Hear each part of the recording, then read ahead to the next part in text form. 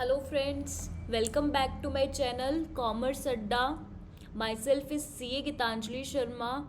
आज इस वीडियो में हम देखेंगे KVS post graduate teacher commerce subject syllabus. सबसे पहले हम देखते हैं कि इस एग्ज़ाम का स्कीम क्या रहेगा। इस एग्ज़ाम में 180 मार्क्स का एग्ज़ाम होगा। जो रिटन टेस्ट होगा वो 180 मार्क्स का होगा। 180 ऑब्जेक्टिव टाइप क्वेश्चंस पूछे जाएंगे। हर क्वेश्चन 1 मार्क का होगा।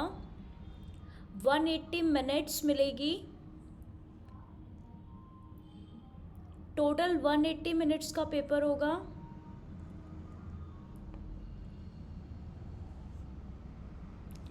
इसमें 4 पार्ट होंगे। Part 1 proficiency in language. Part 1 में 10 क्वेश्चंस इंग्लिश के, 10 क्वेश्चंस हिंदी में। सेकंड पार्ट में है 20 मार्क्स, मतलब 20 क्वेश्चंस होंगे। General awareness, reasoning and proficiency in computers. Computers से, रीजनिंग से एंड जनरल अवेयरनेस से रिलेटेड 20 मार्क्स होंगे। थर्ड पार्ट में टीचिंग एप्टीट्यूड से रिलेटेड क्वेश्चंस हैं। अंडरस्टैंडिंग द लर्नर, इस टॉपिक से 15 क्वेश्चंस होंगे। अंडरस्टैंडिंग टीचिंग लर्निंग से भी 15 क्वेश्चंस होंगे। Creating conducive learning environment, school organisation and leadership and perspective in education, इन तीनों टॉपिक से मिला के 10 क्वेश्चंस आएंगे। ये 3 तो जनरल हो गया। इसके बाद पार्ट 4 है, वो सब्जेक्ट स्पेसिफिक है। तो 100 मार्क्स, मतलब 100 क्वेश्चंस आपके सब्जेक्ट के आएंगे।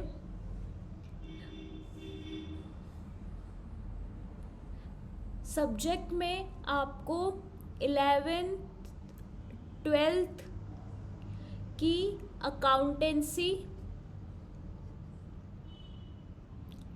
एंड बिजनेस स्टडीज़,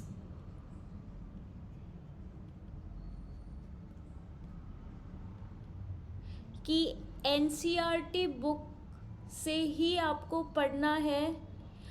हाँ, कुछ टॉपिक्स हो सकते हैं, 1-2 टॉपिक्स हैं जो एक्स्ट्रा हैं, जो आपके 11th 12th की बुक में नहीं मिलेंगे, वो आप और पोस्ट ग्रेजुएशन या ग्रेजुएशन लेवल की बुक से पढ़ सकते हैं। बट आपको आपकी पूरी प्रिपरेशन का बेस 11th 12th की एनसीईआरटी को ही लेके चलना है। अब हम सिलेबस देखते हैं। तो अकाउंटेंसी में introduction to accounting, accounting concept, meaning as a source of information, objectives, advantages, limitation, types of accounting information, users of accounting information and their needs, qualitative characteristics of accounting information, role of accounting in business। ये सारे topic आपके 11th class के accountancy के हैं। तो आपको 11th class की book को बहुत अच्छे से, एक एक चीज़ बहुत अच्छे से पढ़नी है। उन्हीं से बेसिक MCQs पूछे जाएंगे। इसके बाद बेसिक अकाउंटिंग टर्म, जैसे बिजनेस ट्रांजैक्शन क्या है, entity, capital, drawings, liabilities, liabilities में non current liability and current liability, asset, current assets, non current assets, fixed assets, tangible and intangible, expenditure, capital, revenue, expense, revenue, income, profit, gain, loss, ये सारे concepts आपको पढ़ने हैं। अब आपको preparation करते वक्त ही आपको पता होना चाहिए, क्वेश्चन MCQ आएगा तो आपको कोई डेफिनेशन तो इनकी लर्न करनी नहीं है, आपको इन कंसेप्ट को समझना है। जैसे अगर क्वेश्चन पूछ ले एक्सपेंडिचर से, तो आपको एक एक्सपेंडिचर क्वेश्चन में आ जाएगा और आपसे ये पूछ ले कि ये एक्सपेंडिचर का नेचर कैपिटल है या रेवेन्यू है, तो आपको इन सब का कंसेप्ट कंसेप्चुअल नॉलेज लेना है, कोई रट्टाफिकेशन नहीं करना है कि इनकी डेफिनेशन लर्न कर ली। डेफिनेशन बिजनेस स्टडीज़ में ज़रूर डायरेक्ट किसी ऑथर की पूछी जा सकती है, पर अकाउंट्स में आपको इनका कंसेप्ट लर्न समझना है। इसके बाद sales, purchase, sales, goods, stock, debtor, creditor, voucher, discount, trade discount, cash discount. और सिलेबस में डायरेक्ट आपको बेसिक अकाउंटिंग टर्म्स दी हुई है, तो आप ये मान के चलिए इन टर्म्स से आपको डायरेक्ट ही क्वेश्चन मिल जाएगा। तो ये टर्म्स जो सिलेबस में है ये आपको एज इट इज़ बहुत अच्छे से करना है। नेक्स्ट टॉपिक है थ्योरी बेस ऑफ अकाउंटिंग। उसमें आपको अकाउंट्स की जो भी फंडामेंटल अजम्पशंस हैं, generally accepted accounting principles, business entity concept, money measurement concept, going concern, accounting period, cost concept, dual aspect, revenue recognition, matching concept, full disclosure, consistency, conservatism, materiality, objectivity system of accounting, basis of accounting, cash basis and accrual basis. इसके बाद accounting standards. Accounting standards में अब आपको ये पता होना चाहिए कि अकाउंटिंग स्टैंडर्ड्स और इसके साथ साथ इंडियन अकाउंटिंग स्टैंडर्ड, जिन्हें इंड एएस भी कहते हैं, अभी कौन सी फर्म अकाउंटिंग स्टैंडर्ड्स, किन पे अकाउंटिंग स्टैंडर्ड्स एप्लीकेबल है एंड किस पे इंड एएस एप्लीकेबल है। अकाउंटिंग स्टैंडर्ड्स के जो रूल हैं, एएस रूल्स 2006, इंड एएस के रूल्स 2015। आपको सिर्फ इनका बेसिक नॉलेज ही देखना है कि किस कंपनी पे इंड एएस एप्लीकेबल है, किस पे अकाउंटिंग स्टैंडर्ड एप्लीकेबल है। और एक चीज़, आप अकाउंटिंग स्टैंडर्ड की पूरी लिस्ट याद करना, इसके साथ साथ इंड एएस की पूरी लिस्ट याद करना। हो सकता है एग्ज़ाम में डायरेक्ट क्वेश्चन आ जाए कि इंड एएस 113 किसका है या अकाउंटिंग स्टैंडर्ड 13 किसका है, तो आपको ये कंप्लीट लिस्ट याद करनी है। नेक्स्ट है जीएसटी, कैरेक्टरिस्टिक्स एंड एडवांटेजेस। अब आपको जीएसटी का सिर्फ कैरेक्टरिस्टिक्स और एडवांटेजेस ही लिखा हुआ है, तो आपको इसका सिर्फ जीएसटी की एक एप्लीकेबिलिटी देख लेना कि जीएसटी कब से एप्लीकेबल हुआ था, जीएसटी का कंसेप्ट देख लेना, साथ में उसकी characteristics and advantages. Recording of business transactions. अब नेक्स्ट टॉपिक पे हम आते हैं, रिकॉर्डिंग ऑफ बिजनेस ट्रांजैक्शंस। अगर आप 11th की अकाउंट्स याद करेंगे, जब आपने 11th में अकाउंट्स पढ़ी थी फर्स्ट टाइम, तो पहले आपने कुछ चैप्टर्स उसके थ्योरी पढ़े थे, उसके बाद स्टार्ट हो गया था रिकॉर्डिंग, जिसमें सबसे पहले आपने एक अकाउंटिंग इक्वेशन पढ़ी थी, asset is equal to liability plus capital. उसके बहुत सारे क्वेश्चंस किए थे। वही अब यहाँ पे सारा वही टॉपिक आ गया। पहले अकाउंटिंग इक्वेशन पढ़ना है, उसके बाद में रिकॉर्डिंग ऑफ ट्रांजैक्शन में जर्नल, उसके बाद हमने पढ़ा था जर्नल के बाद स्पेशल पर्पस बुक, उसमें सब्सिडरी बुक्स भी पढ़ी थी, कैश बुक पढ़ा था, purchase book, sales book, purchase return book, sales return book, journal proper, और इन बुक्स के बाद आ गया था लेजर। तो आपको ये सब टॉपिक्स पढ़ने हैं। इसके बाद नेक्स्ट टॉपिक आपको जो पढ़ना है वो है बैंक रिकन्सिलिएशन स्टेटमेंट। उसमें बैंक रिकन्सिलिएशन स्टेटमेंट में क्या क्या पढ़ना है, तो बैंक रिकन्सिलिएशन स्टेटमेंट क्यों बनाया जाता है, बैंक रिकन्सिलिएशन स्टेटमेंट कौन बनाता है, इससे भी क्वेश्चन आ सकता है। इसकी प्रिपरेशन, इसका पूरा कंसेप्ट, हर प्रैक्टिकल टॉपिक से आप एक क्वेश्चन तो प्रैक्टिकल ज़रूर कर लेना। जब आप एक क्वेश्चन प्रैक्टिकल करोगे तो आपको वो पूरा कंसेप्ट अच्छे से माइंड में बैठेगा। अगर आप सिर्फ थ्योरी पढ़ोगे तो आपको थोड़ा कन्फ्यूज़न बना रहेगा, लेकिन जब भी आप प्रैक्टिकल टॉपिक का एक प्रैक्टिकल क्वेश्चन कर लोगे तो वो कंसेप्ट की कब उसको ऐड करना होता है, पर्टिकुलर एडजस्टमेंट को कब लेस करना होता है, तो वो उसकी क्लियर पिक्चर आपके माइंड में बैठ जाएगी। तो बीआरएस में आपको बीआरएस की नीड क्यों बनाया जाता है, इसको कैसे बनाए जाते हैं और उसके एडजस्टमेंट क्या क्या होते हैं। इसके बाद नेक्स्ट टॉपिक है डेप्रीसिएशन, प्रोविजंस एंड रिजर्व्स। इसमें आपके डेप्रीसिएशन से डेप्रीसिएशन का क्या मीनिंग है, इसके फीचर्स क्या हैं, नीड, कॉजेज, फैक्टर्स। उसके बाद डेप्रीसिएशन, एक ये क्वेश्चन बहुत इंपॉर्टेंट हो जाता है कि डेप्रीसिएशन, डिप्लीशन, अमोर्टाइजेशन। अगर क्वेश्चन ये पूछ ले कि इनटेंजिबल असेट पे क्या डेप्रीसिएशन लगता है, तो इनटेंजिबल असेट के लिए जो वर्ड यूज़ किया जाता है वो डेप्रीसिएशन नहीं होके अमोर्टाइजेशन होता है। तो आपको ये चीज़ें याद रखना है। वहीं वेस्टिंग असेट्स का पे डिप्लीशन होता है एंड टेंजिबल असेट्स पे डेप्रीसिएशन होता है। उसके बाद आपको मेथड्स ऑफ डेप्रीसिएशन पढ़ने हैं। मेथड्स में स्ट्रेट लाइन मेथड पढ़ना है, रिटन डाउन वैल्यू मेथड पढ़ना है, दोनों में क्या डिफरेंस होता है, कैसे डेप्रीसिएशन चार्ज किया जाता है, इन दोनों के डिफरेंस से भी क्वेश्चन आ सकता है। इसके बाद एक प्रोविज़न ऑफ डेप्रीसिएशन अकाउंट बनाया जाता है। असेट का डिस्पोजल कैसे करते हैं। देन प्रोविज़न एंड रिजर्व में क्या डिफरेंस है,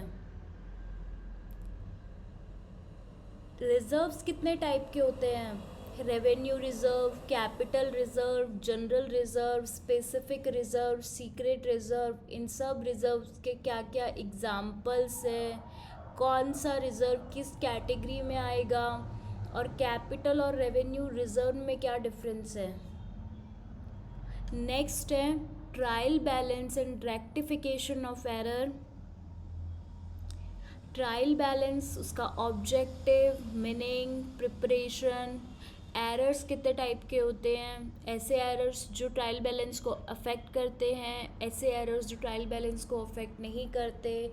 एरर्स से भी एक बहुत इम्पॉर्टेंट टॉपिक है, इससे क्वेश्चन,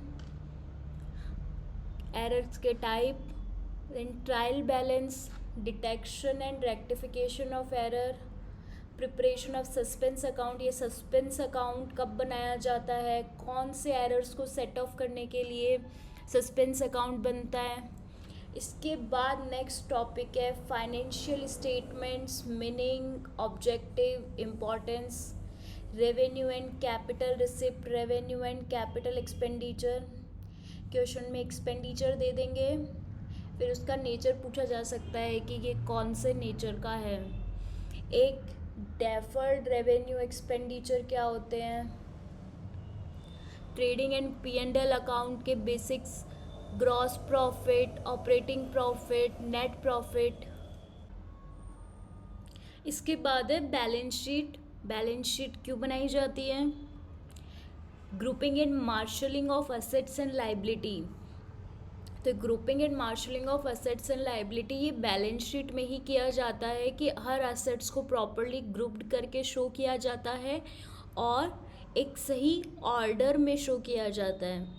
तो अगर बैलेंस शीट की बात करें, बैलेंस शीट का, कंपनी की बैलेंस शीट तो बनाई जाती है एज पर शेड्यूल 3, और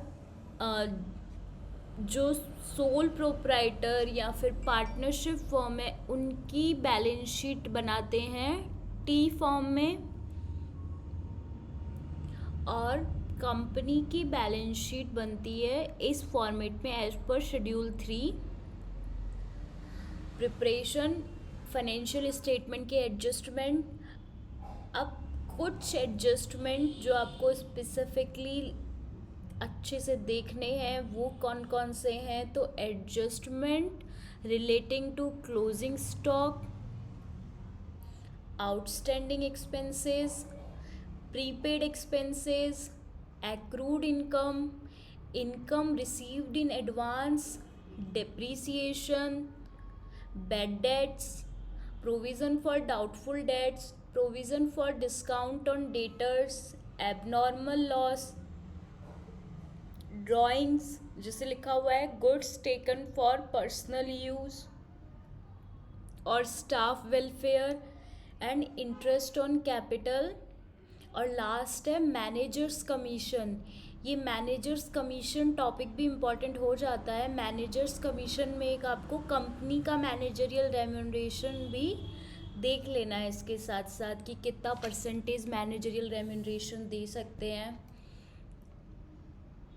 नेक्स्ट टॉपिक है preparation of trading and P&L account and balance sheet of A sole proprietor with adjustments. तो ये जो अभी हमने ऊपर पढ़ा है ये वही है, preparation of trading P&L and balance sheet, और ये सारे 13 एडजस्टमेंट्स हैं।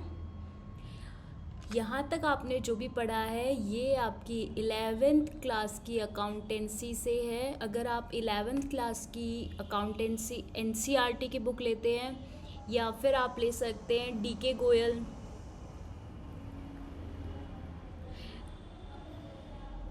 तो आपका ये सारा अभी तक हमने जो 7 पॉइंट्स पढ़े ये सारा आपका टॉपिक इनसे कवर हो जाएगा। या तो आप NCERT की बुक परचेज़ कर लीजिए या फिर DK गोयल ले लीजिए अकाउंट्स की।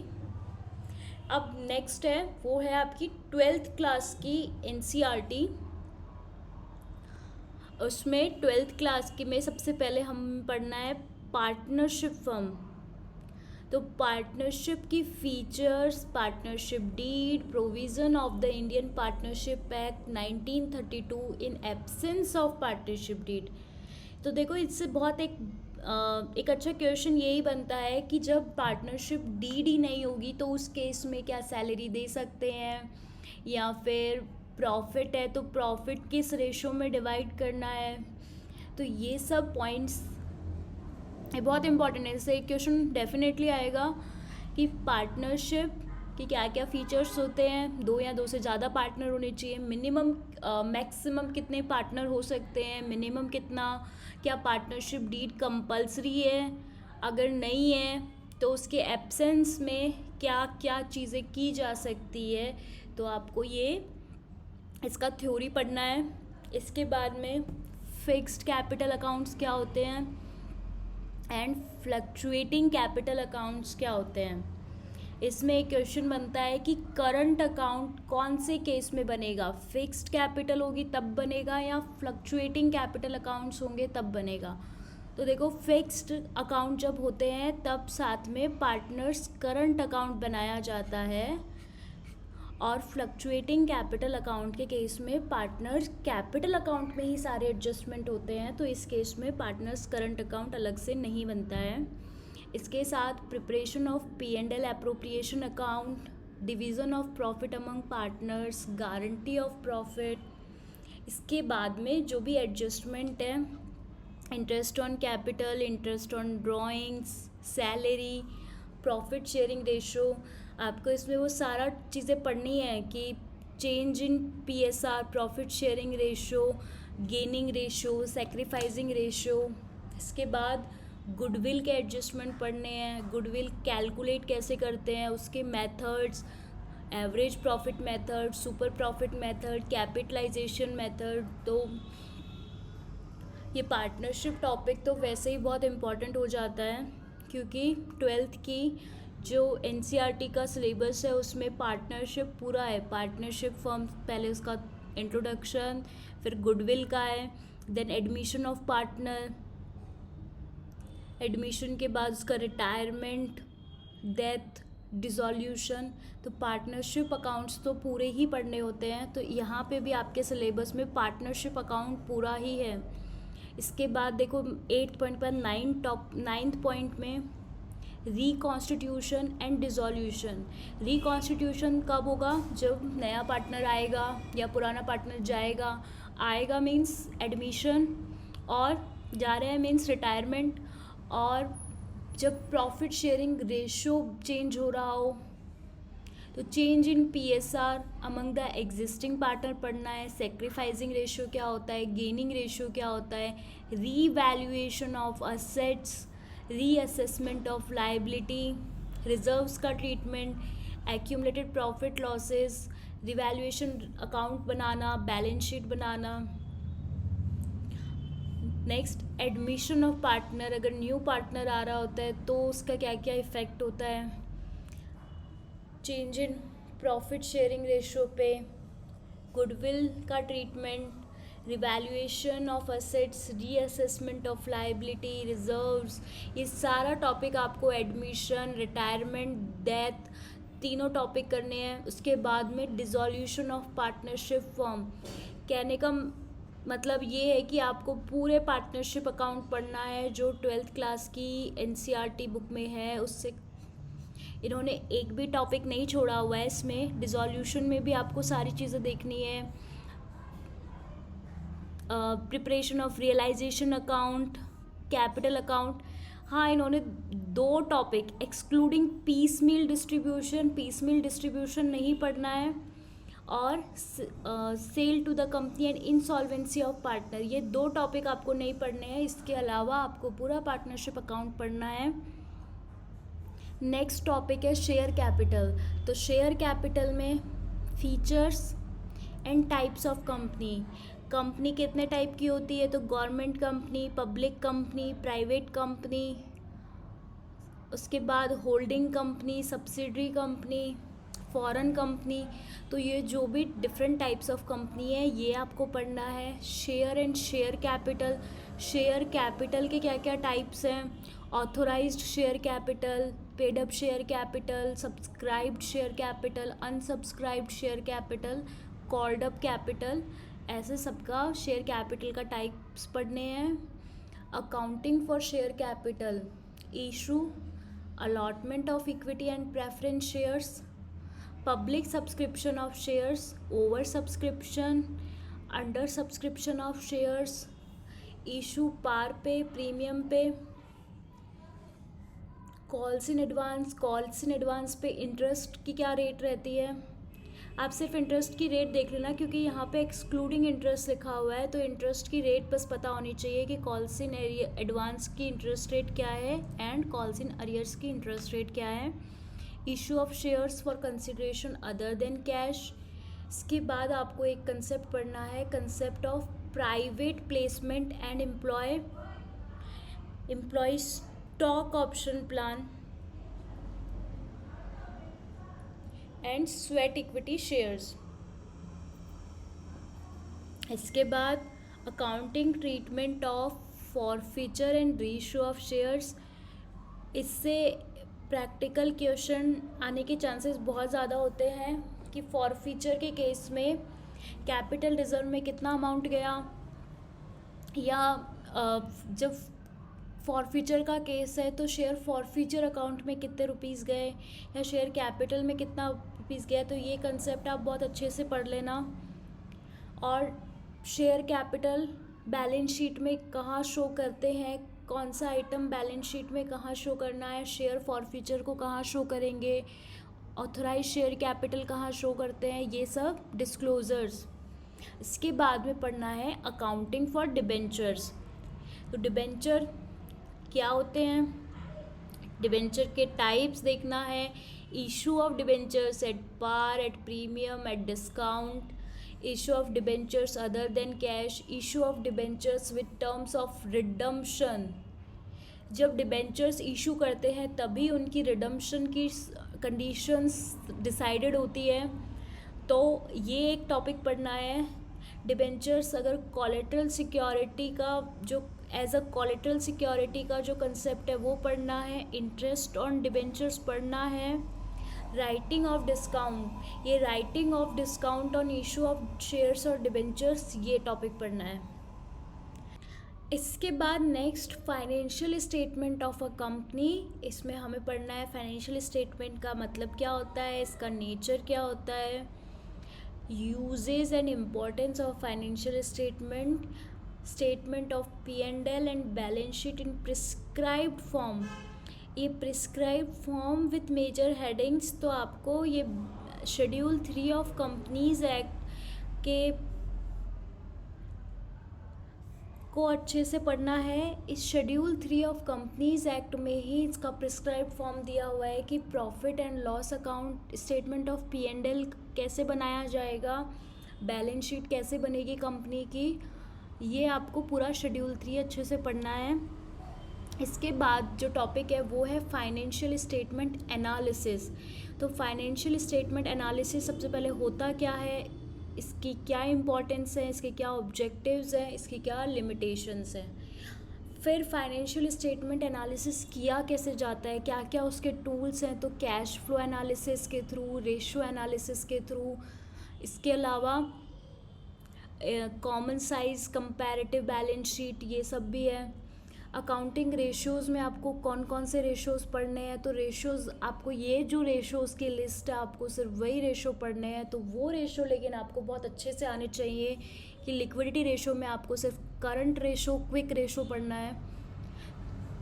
उसके बाद solvency ratio, debt to equity ratio, total asset to debt ratio, proprietary ratio, interest coverage ratio, debt to capital employed ratio. Activity ratio में inventory turnover ratio, trade receivable turnover ratio, trade payables turnover ratio, fixed asset turnover ratio, net asset turnover ratio and working capital turnover ratio. फिर profitability ratio में gross profit, operating ratio, operating profit ratio, net profit ratio and return on investment. तो ये सब आपको ratio chapter में पढ़ना है।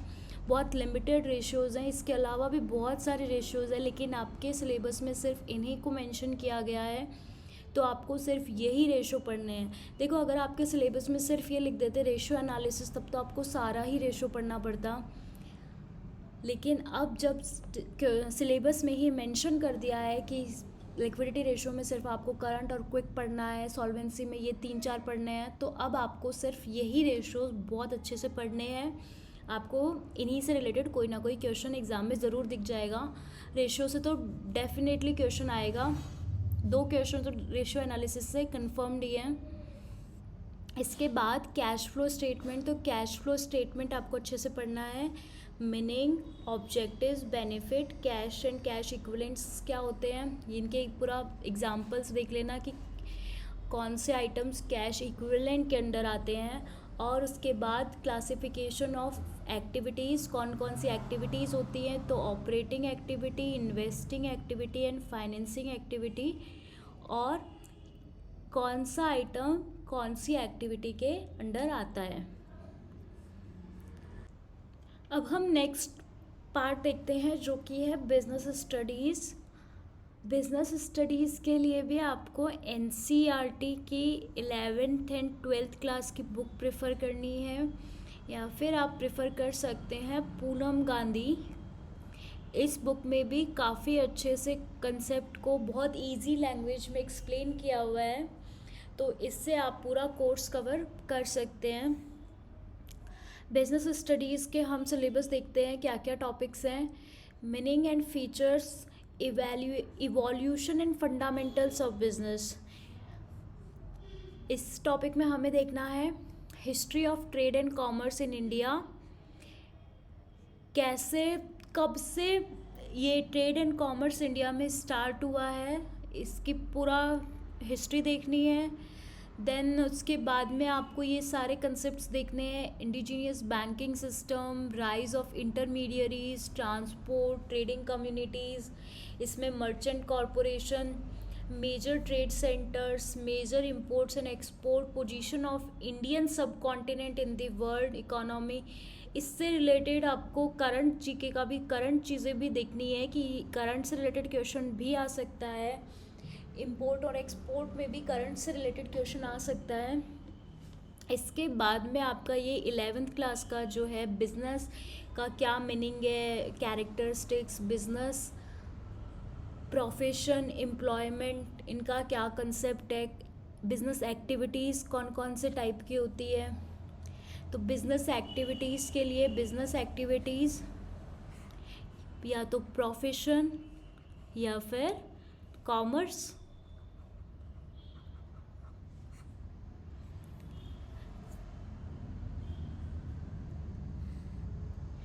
Industry, profession and commerce.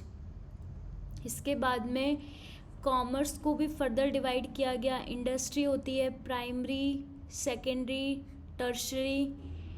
Commerce में या तो कॉमर्स में ट्रेड होगा, ट्रेड इंटरनल हो सकता है, एक्सटर्नल हो सकता है, होलसेल हो सकता है, रिटर्न हो सकता है, और इसके अलावा सारी एक्टिविटीज़ जो ट्रेड को हेल्प करती है जैसे ट्रांसपोर्टेशन, बैंकिंग, इंश्योरेंस, ये सब आपको पढ़ना है। बिजनेस रिस्क का कंसेप्ट पढ़ना है। Higher the risk, higher the return, कैसे एक एंटरप्रेन्योर रिस्क लेता है और रिस्क लेता है तभी प्रॉफिट होता है, तो ये कंसेप्ट पढ़ना है।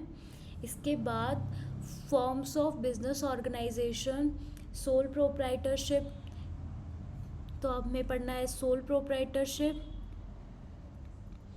इसके बाद हमें पढ़ना है पार्टनरशिप।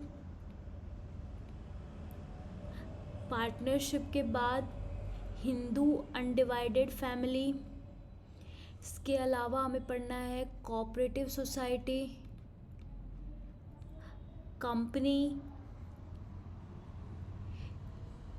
कंपनी के। अब इनमें क्या क्या पढ़ना है, तो सोल प्रोप्राइटरशिप में तो उसका कंसेप्ट, उसकी meaning, limitations. Generally sole proprietorship में तो ऐसा आप एग्ज़ाम पॉइंट ऑफ व्यू से सोचो तो इससे ज़्यादा कोई क्वेश्चन नहीं बना। पार्टनरशिप से क्वेश्चन बन सकते हैं, पार्टनरशिप के टाइप से रिलेटेड क्वेश्चन बन सकते हैं। इसके बाद पार्टनरशिप डीड से रिलेटेड क्वेश्चन बन सकते हैं। हिंदू अनडिवाइडेड फैमिली में आपको इसका कंसेप्ट देखना है, और इसमें टू टाइप्स बहुत फेमस है, दया भागा एंड एक और टाइप है जिससे भी मैं याद नहीं कर पा रही। तो आपको एक HUF के दोनों चीज़ देखनी है। और अगर एक क्वेश्चन आता है कि which one is the oldest form of business organisation, तो वो भी HUF है। ये अभी एक फर्स्ट ग्रेड के पेपर में आया था, तो आपको एक HUF पढ़ना है अच्छे से। उसके बाद कोऑपरेटिव सोसाइटी का कंसेप्ट देखना है। पढ़ना तो एक तरह से आपको सारा ही सिलेबस है, लेकिन कुछ चीज़ें होती है जिससे क्वेश्चंस आने के बहुत ज़्यादा चांसेस होते हैं, तो आपको वो टॉपिक ज़्यादा अच्छे से देखने हैं। उसके बाद है कंपनी, तो कंपनी से क्वेश्चन इम्पॉर्टेंट हो जाता है कि कंपनी के क्या क्या टाइप्स हैं, एक 1% कंपनी क्या होती है। फिर कंपनी की फॉर्मेशन से रिलेटेड कंसेप्ट है कि स्टेजेस, इम्पॉर्टेंट डॉक्यूमेंट्स क्या क्या चाहिए, तो आपको ये सब टॉपिक देखने हैं फॉर्म्स ऑफ बिजनेस ऑर्गेनाइजेशन में। इसके बाद नेक्स्ट टॉपिक है public, private and global enterprises. उसमें हमें पढ़ना है public sector enterprises, private sector enterprises, और इसका कंसेप्ट पढ़ना है। Forms of public sector enterprises, तो forms of public sector enterprises में departmental undertakings, statutory corporation and government companies. एक हमें कंसेप्ट पढ़ना है ग्लोबल इंटरप्राइजेस क्या होती हैं और पब्लिक प्राइवेट पार्टनरशिप क्या होती है। इसके बाद नेक्स्ट टॉपिक है बिजनेस सर्विसेज। सर्विसेज में आ जाएगा बैंकिंग सर्विसेज, तो बैंकिंग सर्विसेज में पढ़ना होगा types of bank account, saving account, current account, recurring fixed deposit, multiple option deposit. Banking services में bank draft, bank overdraft, cash credit, e banking क्या होती है ये पढ़ना है। इसके बाद इंश्योरेंस के प्रिंसिपल्स पढ़ने हैं। अब इसमें कुछ टॉपिक्स हो सकता है जो आपको 11th-12th की बुक में नहीं मिले, तो फिर इनको आपको ग्रेजुएशन लेवल के बुक्स में ढूंढना पड़ेगा। इंश्योरेंस के प्रिंसिपल पढ़ने हैं, कौन कौन से टाइप की इंश्योरेंस होती है, life insurance, health insurance, fire insurance, marine insurance. Postal services देखनी है कि मेल होती है, रजिस्टर्ड पोस्ट होती है, पार्सल, स्पीड पोस्ट, कोरियर, ये सब इनका क्या मीनिंग है, कैसे ये एक दूसरे से डिफ्रेंशिएट करती हैं। इसके बाद हमें इमर्जिंग मोड ऑफ बिज़नेस देखने हैं। आजकल ई बिज़नेस सबसे ज़्यादा छाया हुआ है, तो ई बिज़नेस का क्या कंसेप्ट है, स्कोप है, बेनिफिट्स हैं। सोशल रिस्पॉन्सिबिलिटी ऑफ बिज़नेस पढ़ना है, बिज़नेस एथिक्स पढ़ना है। कंसेप्ट ऑफ सोशल रिस्पॉन्सिबिलिटी की सोशल रिस्पॉन्सिबिलिटी का क्या कंसेप्ट है। cases of social responsibility, responsibility towards owner, investors, consumers, employees, government, community, role of business in environment protection, business ethics, concept elements. ये topic भी आप बहुत अच्छे से करना, क्योंकि इससे क्वेश्चन आने के चांसेस बहुत ज़्यादा हैं, क्योंकि ये टॉपिक फ़िलहाल देखा जाए तो ज़्यादा इम्पॉर्टेंट हो जाता है आज के सिनेरियो को देखते हुए। तो कॉरपोरेट सोशल रिस्पॉन्सिबिलिटी और बिजनेस का इन्वायरमेंट प्रोटेक्शन में क्या रोल है, ये दोनों टॉपिक आपको बहुत अच्छे से देखने हैं। और साथ में ये बिजनेस एथिक्स क्या होता है। नेक्स्ट टॉपिक है finance and trade sources of business finance. Business को रन करने के लिए फंड चाहिए।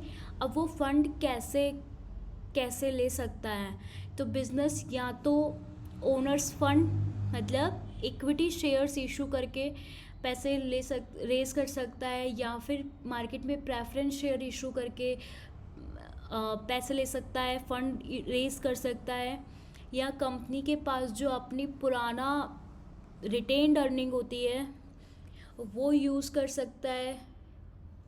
एक ऑप्शन होता है बोरोड फंड, मार्केट में डिबेंचर्स या बॉन्ड इशू करके फ़ंड रेज किया जा सकता है, बैंक से लोन लेके फ़ंड रेज किया जा सकता है, पब्लिक डिपॉजिट से लिया जा सकता है, trade credit and inter corporate deposits.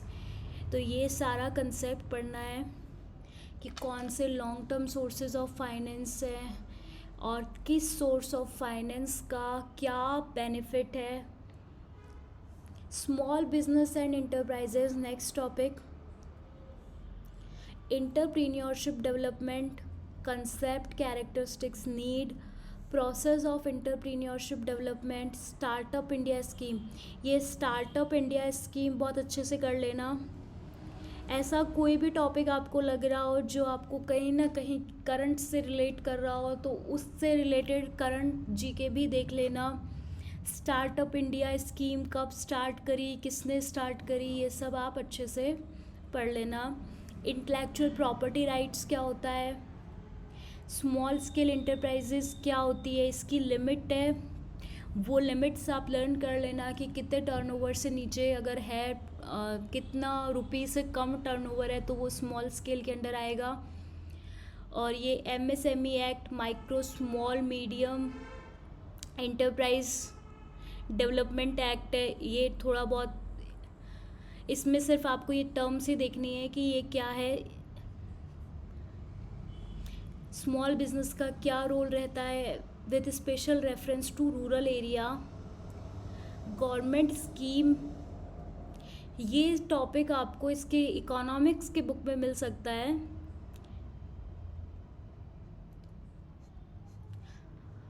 उसके बाद आपको पढ़ना है national small industry corporation and district industrial centre DIC, special reference to rural and backward area. Next topic आपको पढ़ना है इंटरनल ट्रेड क्या होता है, होलसेलर, रिटेलर क्या सर्विसेज दे रहे हैं, रिटेल ट्रेड क्या है, उसके क्या क्या टाइप्स हैं। उसके बाद आपको लार्ज स्केल रिटेलर्स और जीएसटी का कंसेप्ट पढ़ना है आपको। जीएसटी का कंसेप्ट तो आपके 12th क्लास की बिजनेस स्टडीज़ की बुक में है, वो आपको पढ़ना है। इसके बाद नेक्स्ट टॉपिक जो आपको पढ़ना है वो है इंटरनेशनल ट्रेड। इंटरनेशनल ट्रेड में export trade, import trade, indent, letter of credit, shipping order, shipping bills, mate receipts, world trade organisation, ये सारे टॉपिक्स आपको पढ़ने हैं। इंटरनेशनल ट्रेड आपको ग्रेजुएशन लेवल की बिजनेस स्टडीज़ में मिल जाएगा। Nature and significance of management, अब ये आ जाता है 12th क्लास के बिजनेस स्टडीज़ का टॉपिक। इसमें आपको मैनेजमेंट का concept, objective, importance, management as science, management as art, management as profession, फिर levels of management, top level, middle level और ऑपरेशन लेवल। मैनेजमेंट के फंक्शंस जो कि planning, organising, staffing, directing, controlling, coordination पढ़ना है। प्रिंसिपल्स पढ़ने हैं मैनेजमेंट के। टेलर्स ने जो साइंटिफिक मैनेजमेंट प्रिंसिपल्स दिए और फेल्स ने 14 प्रिंसिपल्स ऑफ मैनेजमेंट दिए, वो पढ़ना है आपको। इसके बाद आपको बिजनेस एनवायरनमेंट पढ़ना है। बिजनेस एनवायरनमेंट क्या होता है, उसका कंसेप्ट, उसकी importance, dimensions, economic, social, technological, political, legal. Demonetisation का कंसेप्ट आपको पढ़ना है, डीमोनेटाइजेशन क्या होता है। फिर आपके ये सारे chapter planning, organising, staffing, directing, controlling, ये सब आपकी 12th क्लास के बिजनेस स्टडीज़ में है। ये सारे चैप्टर्स आपको अच्छे से पढ़ने हैं डिटेल में। इसके बाद नेक्स्ट है फाइनेंशियल मैनेजमेंट। ये टॉपिक आ जाता है ग्रेजुएशन लेवल का। इसमें आपको पढ़ना है concept, role and objective of FM, financial decision, जिसमें investment decision, financing decision and dividend decisions, financial planning, concept and importance, capital structure क्या होता है, क्या क्या फैक्टर्स कैपिटल स्ट्रक्चर को अफेक्ट करते हैं, फिक्स्ड वर्किंग कैपिटल क्या फिक्स्ड एंड वर्किंग कैपिटल्स क्या हैं, और क्या क्या फैक्टर्स डिसाइड करते हैं कि कैपिटल की रिक्वायरमेंट्स को, वो पढ़ना है। इसके बाद जो नेक्स्ट टॉपिक है वो है फाइनेंशियल मार्केट्स। फाइनेंशियल मार्केट में मनी मार्केट, कैपिटल मार्केट के भी टाइप्स है, प्राइमरी मार्केट, सेकेंडरी मार्केट। इसमें आपको स्टॉक एक्सचेंज भी पढ़ना है, तो सेबी से रिलेटेड भी पढ़ लेना कि सेबी कौन से एक्ट से सेबी सेटअप किया गया है और सेबी का क्या क्या रोल्स है, क्या क्या फंक्शंस हैं। इसके बाद नेक्स्ट टॉपिक है मार्केटिंग। मार्केटिंग भी वही ग्रेजुएशन लेवल का है, ये भी ग्रेजुएशन लेवल के कंसेप्ट है। मार्केटिंग क्या होती है, मार्केटिंग की फ़िलॉसफीज़, ये फ़िलॉसफीज़ टॉपिक आप अच्छे से कर लेना। मार्केटिंग मिक्स का कंसेप्ट किसने दिया था, ये भी आपको पढ़ना होगा। प्रोडक्ट क्या होता है, ब्रांडिंग, लेबलिंग, पैकेजिंग का कंसेप्ट पढ़ना है। प्राइस क्या होती है, प्राइस को कौन कौन से फैक्टर्स अफेक्ट करते हैं, फिज़िकल डिस्ट्रीब्यूशन क्या है, और प्रमोशन का concept, element, advertising, personal selling, sales promotion, public relation, और लास्ट है कंज्यूमर प्रोटेक्शन। तो कंज्यूमर प्रोटेक्शन आपको लेटेस्ट वाला कंज्यूमर प्रोटेक्शन एक्ट पढ़ना है। इस कंज्यूमर प्रोटेक्शन एक्ट 2019 के अकॉर्डिंग ही आपको कंज्यूमर का मीनिंग, कंज्यूमर के राइट्स, कंज्यूमर की रिस्पॉन्सिबिलिटीज़ पढ़नी है, और कंप्लेन कौन फाइल कर सकता है, ये जो रिड्रेसल मशीनरी है स्टेट डिस्ट्रिक्ट लेवल पे कितने से किस लिमिट तक केस किया जा सकता है, अमाउंट है एक, वो अमाउंट आपको चेक करना है, उससे क्वेश्चन आने के चांसेस बहुत ज़्यादा होंगे। स्टेट लेवल पे क्या अमाउंट है और नेशनल लेवल पे केस की क्या अमाउंट है, वो आपको लिमिट देखनी है। इसके बाद कंज्यूमर अवेयरनेस पढ़ना है, role of consumer organisation and non government organisation NGO। ये आपका सब्जेक्ट रिलेटेड जो पेपर है उसका सिलेबस हुआ। वीडियो थोड़ा लंबा चल गया क्योंकि हमने पूरा सिलेबस डिटेल में देखा है। इसके बाद आपका एक प्रोफेशनल कॉम्पिटेंसी टेस्ट होगा 60 मार्क्स का, जिसमें 30 मार्क्स आपके डेमो टीचिंग के होंगे और 30 मार्क्स आपके इंटरव्यू के होंगे। मतलब पहले फर्स्ट स्टेज में आपको ये एग्ज़ाम क्लियर करना है। ये एग्ज़ाम क्लियर करने के बाद जो सेकंड स्टेज होगी वो होगी इंटरव्यू। इस इंटरव्यू में ही अगर हम बात करें तो आपको डेमो टीचिंग के 30 मार्क्स होंगे और रिमेनिंग 30 मार्क्स और अदर क्राइटेरिया पे होंगे कि आपका क्या प्रेजेंटेशन रहता है इंटरव्यू का। तो टोटल 60 मार्क्स आपके इंटरव्यू के हो गए। अब देखो वेटेज क्या है, तो रिटन टेस्ट और प्रोफेशनल कॉम्पिटेंसी जिसमें डेमो टीचिंग को 15, ये जो 30 मार्क्स के हैं इसको वेटेज दिया हुआ है 15 का। तो आपका जो रिटन टेस्ट होगा उसका वेटेज होगा 70, और जो आपका ये डेमो टीचिंग एंड इंटरव्यू का वेटेज होगा ये आपका 30 होगा। मेन आपको सबसे ज़्यादा अभी का आपको टारगेट जो सेट रखना है वो ये रखना है कि आप इस रिटन एग्ज़ाम में ज़्यादा से ज़्यादा स्कोर कर सके। तो रिटन एग्ज़ाम में हमने देखा अभी आपको कैसे प्रिपेयर करना है। तो ये 180 मार्क्स, इसमें 100 मार्क्स और हम कह सकते हैं 100 क्वेश्चंस तो आपके सब्जेक्ट के ही हैं। अगर आप कॉमर्स के हैं तो 100 क्वेश्चन तो आपको सिर्फ कॉमर्स सब्जेक्ट से मिलेंगे। तो आपको सबसे पहले आपका सब्जेक्ट स्ट्रॉन्ग करना है। इसके बाद कुछ क्वेश्चंस जो भी जनरल हैं, जिसमें 10 मार्क्स हिंदी के, 10 मार्क्स इंग्लिश के, 40 क्वेश्चन टीचिंग एप्टीट्यूड के हैं। इसमें कंप्यूटर भी आ जाएगा, और 20 मार्क्स जनरल अवेयरनेस के हैं।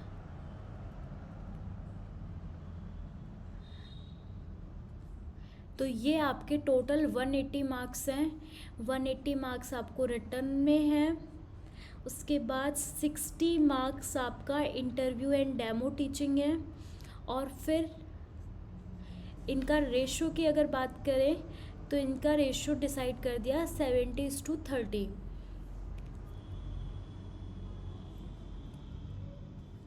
सब्जेक्ट के लिए मैंने आपको बताया, सब्जेक्ट के लिए आपको NCERT, accountancy and business studies की बुक आपको पढ़नी है। इसके अलावा कुछ टॉपिक्स ऐसे हैं जो आपको बिजनेस स्टडीज़ और अकाउंटेंसी की बुक में नहीं मिलेंगे, लेकिन वो टॉपिक्स बहुत कम हैं। उन टॉपिक्स के लिए आप ग्रेजुएशन लेवल की बुक प्रेफर करेंगे। NCERT के साथ साथ अगर अकाउंटेंसी की बात करें तो अकाउंटेंसी के लिए आपको अगर कोई और बुक देखनी है तो आप देख सकते हो 11th-12th क्लास की DK गोयल और एक TS ग्रेवाल आती है, वो भी बुक काफ़ी अच्छी है। और बिजनेस स्टडीज़ के लिए पूनम गांधी। ग्रेजुएशन लेवल में आपको मार्केटिंग की एक बुक मिल जाएगी, मार्केटिंग मैनेजमेंट। तो आप एक मार्केटिंग मैनेजमेंट की बुक देख सकते हैं। इसके अलावा आपको मोस्टली टॉपिक्स 12th क्लास की बुक में ही मिल जाएंगे। फिर भी अगर कुछ टॉपिक रहते हैं जिसके लिए आपको नहीं समझ में आ रहा कि वो टॉपिक आपको कहाँ से करने हैं, तो आप कमेंट करके वो क्वेश्चंस पूछ सकते हैं।